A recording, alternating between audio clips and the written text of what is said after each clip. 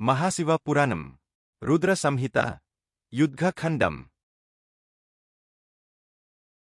పరబ్రహ్మస్వరూపుడు తేజోనిధి ప్రకృతి కంటే పరుడు అగు నిన్ను పవిత్రములగు వేదములు తత్వమసి ఇత్యాది మహావాక్యములతో ప్రతిపాదించుచున్నవి. హే విభో, ఈ జగత్తులోని సర్వము నీవే, పరమాత్ముడవు నీవేనని ఋషులు చెప్పెదరు. హే సర్వా భవ, సర్వము నీ స్వరూపమే, ముల్లోకములకు ప్రభువు నీవే. శ్లోకం దృష్టం శ్రుతం స్తుతం సర్వం జాయమానం జగద్గురో అనోరల్పతరం ప్రాహుర్మహతోపి మహత్తరం. సర్వతః పాణిపాదాంతం సర్వతోక్షి శిరోముఖం సర్వతస్రవనంక్రాణం త్వాం నమామిచ్చ సర్వతః. సర్వజ్ఞం సర్వతో వ్యాపిన్ సర్వేశ్వరమనావృతం విశ్వరూపం విరూపాక్షం త్వాం నమామిచ్చ సర్వతః. సర్వేశ్వరం భవాధ్యక్షం సత్యం శివమనుత్తమం కోటిభాస్కర సంకాసం త్వాం నమామిచ్చ సర్వతః. ఓ జగద్గురు, చూడబడే, వినబడే, తెలియబడే సర్వము నీవే. నీవు అణువు కంటే సూక్ష్మతరుడవు, మిక్కిలి పెద్దదానికంటే పెద్దవాడవు అని ఋషులు చెప్పుచున్నారు. సర్వత్రా నీ చేతులు, కాళ్ళు, కళ్ళు, శిరస్సులు, ముఖములు, చెవులు, ముక్కులు గలవు. సర్వాత్మకుడవగు నీకు నమస్కారము. ఓ సర్వవ్యాపి, సర్వజ్ఞుడు, సర్వేశ్వరుడు, మాయావరణము లేనివాడు, జగద్రూపుడు, ముక్కంటి అగు నిన్ను అన్ని దిక్కులయందు నమస్కరించుచున్నాను. సర్వేశ్వరుడు, జగదధ్యక్షుడు, సత్యస్వరూపుడు, మంగళస్వరూపుడు, సర్వోత్కృష్టుడు, కోటి సూర్యుల కాంతిగలవాడు అగు నీకు సర్వదిక్కులయందు నమస్కరించుచున్నాను. శ్లోకం విశ్వదేవ మనాద్యంతం షడ్వింశత్క మనీశ్వరం ప్రవర్తకం చ సర్వేషాం త్వాం నమామి చ సర్వతః. ప్రవర్తకం చ ప్రకృతే సర్వస్య ప్రపితామహం సర్వవిగ్రహమీసం హి త్వాం నమామి చ సర్వతః. ఏవం వదంతి వరదం సర్వావాసం స్వయం భువం శృతే శృతి సారజ్ఞం శృతిసారవిదశ్చయే. జగత్తునకు ప్రభువు, ఆద్యంతము లేనివాడు, 26 తత్వములను ప్రవర్తిల్లజేయువాడు, తనకంటే పైన ప్రభువు లేనివాడు, సర్వప్రాణులను ప్రవర్తిల్లజేయువాడు అగు నిన్ను అన్నివైపుల నుండియూ నమస్కరించుచున్నాను. ప్రకృతికి చైతన్యమునిచ్చి అనుగ్రహించువాడు, సర్వజగత్తును సృష్టించిన బ్రహ్మకు తండ్రి, సర్వదేవతా స్వరూపుడు, ఈశ్వరుడు అగు నిన్ను అన్ని విధములుగా నమస్కరించుచున్నాము.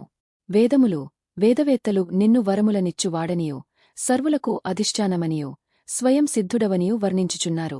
అమరులు చేసిన ప్రార్థనకు ఆనందించినవాడై, చంద్రశేఖరుడు వృషభవాహనారుజుడై సాక్షాత్కరించి వారితో ఇలా అన్నాడు. ఓ పితామహా, విష్ణువు యొక్క మాయాశక్తి వల్లను, నారదుని బుద్ధి చాతుర్యం వల్లను త్రిపురాసురులు వారి ప్రజలు ఉత్తమమైన స్వధర్మాన్ని విడిచి పరధర్మాన్ని ఆశ్రయించి, వారి మరణాన్ని వారే కోరి తెచ్చుకొన్నారు. కాని వారితో యుద్ధం చేయటానికి తగిన సాధన సంపత్తి నా వద్దలేదే. రథము, సారథి, ధనుర్బాణాలు, తూనీరం ఇవేమి లేకుండా యుద్ధం ఎలా సాధ్యం? శంకరుని అంగీకారానికి సంతసించిన విష్ణు బ్రహ్మేంద్రాది దేవతలు, హే కపర్ది, అవన్నీ సిద్ధంగానే ఉన్నాయి, మీరు బయలుదేరటమే మిగిలి ఉంది అని విన్నవించారు. అయితే రణభేరి మ్రోగించండి అని పోరుకు సిద్ధమయ్యాడు రుద్రుడు. ఇంతలో పుత్రులిద్దరిని వెంట పెట్టుకుని ఉమాదేవి శివ సన్నిధానానికి వచ్చింది. దేవతలందరూ ఆశ్చర్యంతో పాటు కొద్దిపాటి తొట్రుపాటును కూడా పొంది ఆమెకు జయవాక్యాన్ని పలికారు. మెల్లగా గిరిరాజ నందిని మందహాసంతో శశాంకశేఖరుని సమీపించి, నాథా, మీ కుమారులిద్దరి దుడుకు చేష్టలను భరించలేకుండా ఉన్నాను. ప్రతి చిన్న విషయంలోనూ ఇద్దరూ తగవులాడుకొంటున్నారు. ఈ దేవతల మొరలు, విన్నపాలు ప్రార్థనలు మనకెప్పుడూ ఉండేవే. వీరు స్వార్థపరులు. సృష్టిలో ఉన్న శ్రేష్ఠమైన వస్తువులన్నీ తమకే కావాలంటారు వీళ్ళు. ఇలా ఇంట్లోకి వచ్చి పిల్లలను కొంచెం మందలించండి. వాళ్ల ఆటపాటలను చూసి మీరు ముచ్చట పడటం లేదు, తగవులు పట్టించుకొనటం లేదు. ఈ దేవతలకేం, వాళ్ల సంసారాలు బాగానే ఉన్నాయి. ఇలా గృహస్థ ధర్మాన్ని గుర్తుచేసింది. గౌరీదేవి మనోగతాన్ని అవగతం చేసి కొన్న శ్రీకంకుడు పుత్రులను గాగంగా ఆలింగనం చేసుకుని మూర్ధాద్రానం చేసి మెల్లగా హస్తపద్మాలతో శరీరమంతా నిమిరి బుగ్గగిల్లి కుమారులతో కూడా కొద్దిసేపు వినోదించి తన భవనంలోకి వెళ్ళిపోయాడు. దేవతలంతా తమ కార్యానికి విఘ్నం కలిగినందుకు విచారించి వ్యగ్రమనస్కులై కర్తవ్యంతోచక హతాశులయ్యారు. దేవతల దీన వదనాలను చూచిన అచ్యుతుడు కరుణాంతరంగుడై కర్తవ్యాన్నిలా బోధించాడు. గీర్వానులారా, నా మాటను శ్రద్ధతో వినండి. మహాదేవుని ఆరాధనలో ఆరంభంలో దుంహకం కలుగుతుందని పెద్దల వలన విన్నాను. మంత్రజపం చేత మాత్రమే ఆయన అనుగ్రహం కలుగుతుంది. ఓం నమః శివాయ శుభం శుభం కురుకురు శివాయ నమః ఓం. ఈ మంత్రాన్ని 1,000 పర్యాయాలు జపించండి. ఆయన ప్రసన్నుడై మన కార్యాన్ని నెరవేరుస్తాడు. విష్ణువు ఉపదేశానుసారంగా అందరూ ఆ మంత్రాన్ని జపించగా మృత్యుంజయుడు ప్రత్యక్షమై దేవతల మనోగతాన్ని అవగతం చేసుకుని ప్రతిజ్ఞాపూర్వకంగా ఇలా పలికాడు: అమరులారా, త్రిపురాలు నశించాయనే మీరు నిశ్చయం చేసుకొనండి. గతంలోనే చెప్పినట్లు యుద్ధ సామాగ్రిని సిద్ధం చెయ్యండి. ఈ దేవకార్యంలో అందరూ సహకరించండి. మీరు జపించిన మంత్రం నాకు ప్రీతిని కలిగించేది. సకామంగా ఈ మంత్రాన్ని జపించిన వారికి ఆయురారోగ్య భుక్తిముక్తులు సంతోషంగా ప్రసాదిస్తాను. ఇక మీరు వెళ్ళండి. అంత దేవతలు పరమానంద కందళిత హృదయారవిందులై విశ్వకర్మను పిలిచి రథాన్ని నిర్మించమని ఆజ్ఞాపించారు. నిఖిల పురాణ వ్యాఖ్యాన వైఖరి సమేతుడైన సూతుడు తపోధనులైన మునులతో ఇలా అంటున్నాడు: మునులారా, పరమాద్భుతమైన త్రిపురాసుర సంహార ఘట్టాన్ని వినిపిస్తున్నాను. శ్రద్ధాభక్తులతో వినండి. దేవతాశిల్పి అయిన విశ్వకర్మ నిర్మించిన సర్వవేద స్వరూపము, సకల దేవాత్మకము, పరమసుందరము, దివ్యము అగు రథ నిర్మాణాన్ని గూర్చి చెబుతున్నాను. దాని బాహ్య స్వరూపాన్ని మనసులో ఊహించుకొని తత్వాన్ని బుద్ధితో ధ్యానించండి. సర్వలోకాలు, సర్వభూతాలు ఆ రథంలో ఉన్నాయి. దానికి కుడి చక్రం సూర్యుడు కాగా ఎడమ చక్రం చంద్రుడు. కుడి చక్రానికి 12, ఎడమ చక్రానికి 16 ఆకులు, కమ్మీలు ఉన్నాయి. ద్వాదశాదిత్యులు కుడి చక్రాన్ని, చంద్రుని 16 కళలు ఎడమ చక్రాన్ని అధిష్ఠించి ఉన్నారు. నక్షత్రాలు ఆ ఎడమ చక్రానికి ఆభరణాలయ్యాయి. 6 ఋతువులు ఆ చక్రాలను చుట్టి ఉండే పట్టాలు, బద్దీలు అయ్యాయి. అంతరిక్షం రథానికి ముందు భాగం. మందర పర్వతం రథిక స్థానం. పూర్వ, పశ్చిమాద్రులే రథానికి ముందున్న 2 స్తంభాలు. మహామేరువు మూలాధిష్టానం కాగా మేరు శిఖరాలు అధిష్టానంలోని ఇతర భాగాలు. సంవత్సరాలు దాని వేగం అయ్యాయి. ఉత్తరాయణ, దక్షిణాయనాలు చక్రాల ఇరుసులు. ముహూర్తాలు దాని భూషణ మకుటాలు. ఘడియలు దాని కీలలు, శీలలు మేకులు. విఘడియలు ముక్కువంటి అగ్రభాగాలు కాగా క్షణములు ఇరుసు కర్రలు. నిముషాలు క్రింది కర్రలు కాగా లవములు నిలువు కర్రలు. ద్యులోకం ముందుండే ఇనుప కమ్మి, స్వర్గమోక్షాలు 2 ధ్యజాలు.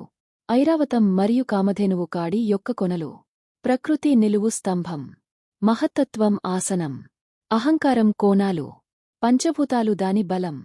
ఇంద్రియాలు దాని ఆభరణాలు. శ్రద్ధ దాని గమనం. 6 వేదాంగాలు ఆ రథానికి భూషణాలు. పురాణ, న్యాయ, మీమాంసా, ధర్మశాస్త్రాలు ఉపభూషణాలు. శ్రేష్టమైన మంత్రాలు ఘంటలు. వర్ణాశ్రమ ధర్మాలు పాదాలు. సహస్రఫన భూషితుడైన ఆదిశేషువు దాని కట్టుత్రాడు. దిక్కులు, ఉపదిక్కులు, మూలలు, కట్టుత్రాళ్ళు. పుష్కరాది తీర్థాలు బంగారు పతాకలు. 4 సముద్రాలు ఆ రథాన్ని కప్పే కంబళ్ళు. గంగా, సింధు, గోదావరి ఇత్యాది నదులు రత్న పాంచాలికలు. సప్తవాయువులు దానికి సోపానాలు. లోకాలోక పర్వతాలు ఉపసోపానాలు. మానసాది సరోవరాలు బయట ఉండే విషమస్థానం. సప్తద్వీపాలలోని పర్వతాలన్నీ ఆ రథానికి నలువైపుల ఉండే తాళ్ళు. పాతాళాది అధోలోక జీవులు దానికి ఉపరితలం. సృష్టికర్తయైన బ్రహ్మసారథి. ప్రణవం, ఓంకారం, చేతికొరడా, అకారం ఛత్రం. హిమవంతుడు శివుని చేతివిల్లు. ఆదిశేషువు అల్లెత్రాడు. వేదమాత అయిన సరస్వతి ఆ ధనుస్కు గంట. మహాతేజస్శాలి అయిన నారాయణుడు బాణం. అగ్ని ఆ బాణం యొక్క వాడిముల్లు, కొన. 4 వేదాలే రథానికి 4 గుర్రాలు. వ్యాసాది మహర్షులు వాటికి సంరక్షకులు. అంతరిక్షంలో మెరిసే కాంతిపుంజాలన్నీ గుబాలకు ఆభరణాలు. సర్వమైన విషాలు శివునకు సైన్యం. వాయువులు చతుర్విధ వాద్యకారులు. ఇలా సృష్టిలో ఉన్న సర్వమైన వస్తువులు ఆ రథంలో ఉన్నాయి. జగత్తే రథంగా జగన్నాథుడైన శివునికి నిర్మించి ఇచ్చాడు. విశ్వకర్మౌ అది జగన్నాథుని రథం. సకల దేవతా సమూహం జయజయధ్వానాలు చేస్తుండగా వాసుదేవ, కమలాసన, పాకశాసనాది ప్రముఖులు కరకమలాలను మొగిచ్చి వినయ వినమితోత్తమాంగులై స్తుతించి సర్వదేవతా స్వరూపుడైన మహాదేవుని దివ్యరథరుజుణ్ణి చేశారు. ఆయన రథాన్ని అధిరోహించగానే వేదసంభవమైన అశ్వాలు తలలు వంచి నేలకులాయి. కుల పర్వతకానన సహితంగా క్షోణీ మండలం క్షోభించింది. ఆ భారాన్ని సహించలేక అనంతుడు అవనతుడయ్యాడు. వెంటనే శేషభగవానుడు వృషభరూపంలో ఆ రథం క్రిందకు చేరి క్షణంలో దానిని పైకి ఎత్తి నిలపెట్టాడు. కాని ఆయన కూడా మరుక్షణంలో మోకాళ్లపై నేలకూలాడు. అంత పరమేష్టి చేతికొరడాతో అశ్వాలను అదలించి శివుని ఆజ్ఞచే రథాన్ని నిలపెట్టాడు. గంగాధరుడు శంఖాన్ని పూరించగా కమలాసనుడు కళ్ళేలను సడలించి సైంధవాలను అదలించాడు. మహావీరులైన త్రిపురాసురుల నగరాలను లక్ష్యంగా చేసుకుని రథచోదనం చేశాడు శంకరుడు. అప్పుడు మంగళకరుడైన మృత్యుంజయుడు దేవతలనుద్దేశించి ఇలా అన్నాడు: ఓ త్రిదసులారా, నాకు పశుపతిత్వాన్ని కల్పించినట్లయితే నేను అసురులను సంహరిస్తాను. దేవతలకు మరియు ఇతర జీవులకు వేరువేరుగా పశుత్వాన్ని కల్పించకపోతే అసురులు సంహరింపబడరు. శూలిపలుకులకు అమర్త్యులు అనిష్టులై దుంహకవివసులయ్యారు. వారి మనోగతాన్ని ఎరిగిన భూతేశుడు నవ్విదయతో ఇలా అన్నాడు. ఓ ఆదిత్యులారా! మీరు పశుభావాన్ని పొందినా పతనాన్ని పొందరు. దానికొక ఉపాయముంది. ఎవరైతే దివ్యమైన పాశుపత వ్రతదీక్షను ఆచరిస్తాడో అతడు పశుత్వం నుండి విముక్తిని పొందుతాడు.